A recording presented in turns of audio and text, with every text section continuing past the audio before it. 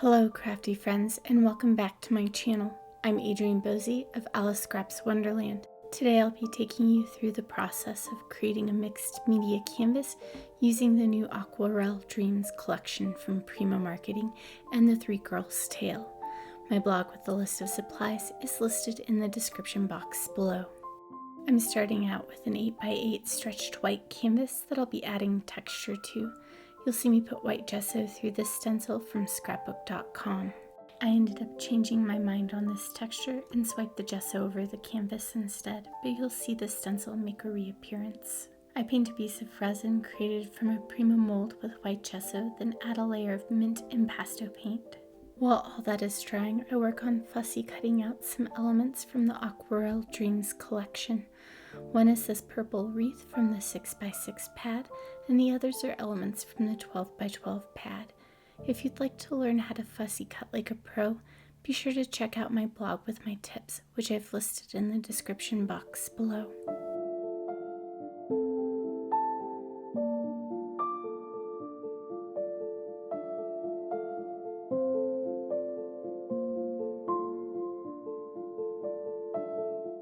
I cut a sheet of paper to cover half of the canvas and tore all of the edges for a more distressed look. Then I glued it to the canvas with Distress Collage Medium.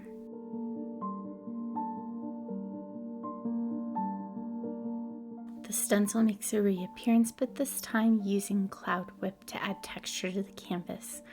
I like how clean this stenciling pass was, as the medium is a lot thicker and holds its shape better than gesso does.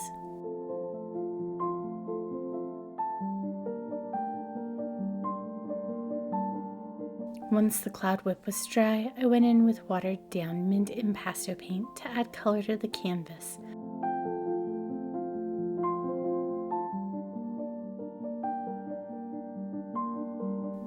To lighten up the color and add an even more distressed look to the paper, I dry brushed white impasto paint over the entire canvas.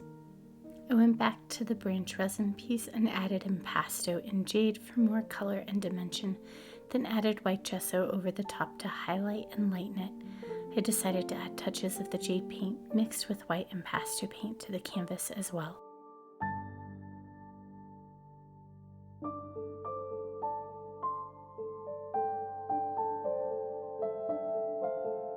Now it's time to assemble all of the embellishments on the base of the canvas.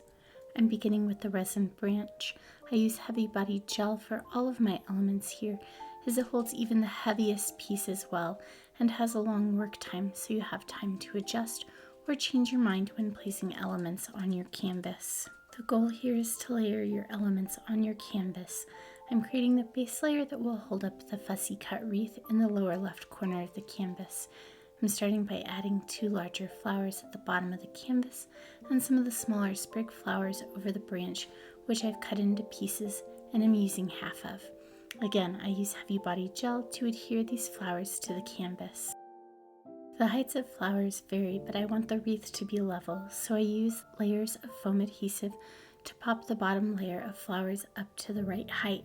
This is where that work time of heavy body gel comes in handy. You'll see me continue to adjust flowers as I go until I'm happy with how everything is. During this process, not only am I adding paper flowers, but ephemera as well.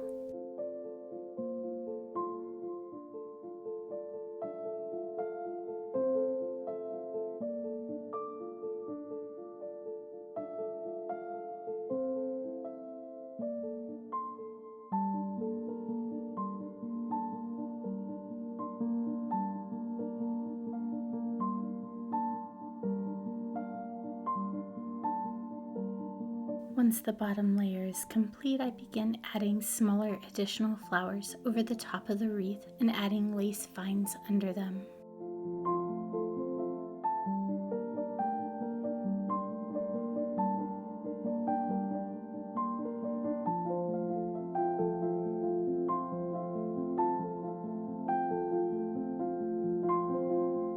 Everything is better in threes, so I tuck a lace vine underneath the white flower, sitting just under the wreath.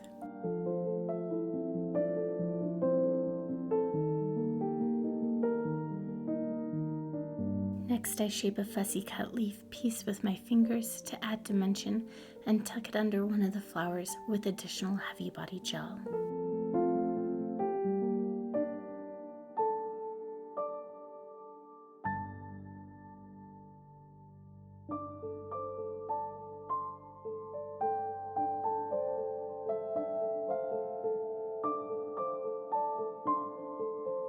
This collection comes with some beautiful acetate dragonflies and butterflies.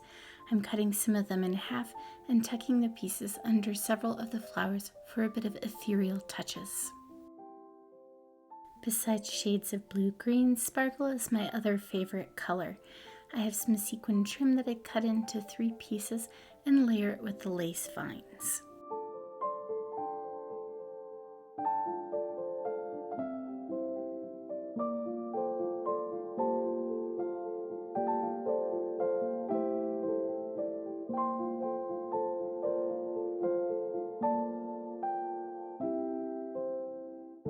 I absolutely love the dragonfly and butterfly embellishments from Reneabouquets. They are just so magical and detailed. So I gently bent the wings on this pretty little guy and added him to my canvas with heavy body gel. To tone down some of the dark green of the leaves and add more distressing to my canvas, I dry brush white gesso on the flowers and paper elements. Just like with adding flowers and ephemera, you want to add layers with paint to create a more cohesive look or to highlight texture.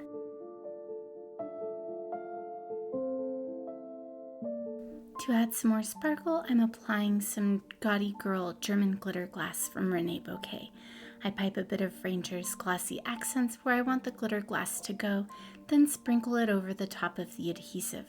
I like to add glitter glass to the edges and centers of my paper flowers. The final touches include this Reneabouquets butterfly, a chipboard sentiment, and some opal gems from Spellbinders. These gems already have adhesive on them, but if you want them to stick to the canvas in the long term, add a dot of liquid adhesive and place your gem down. This is especially important if you live in a dry climate.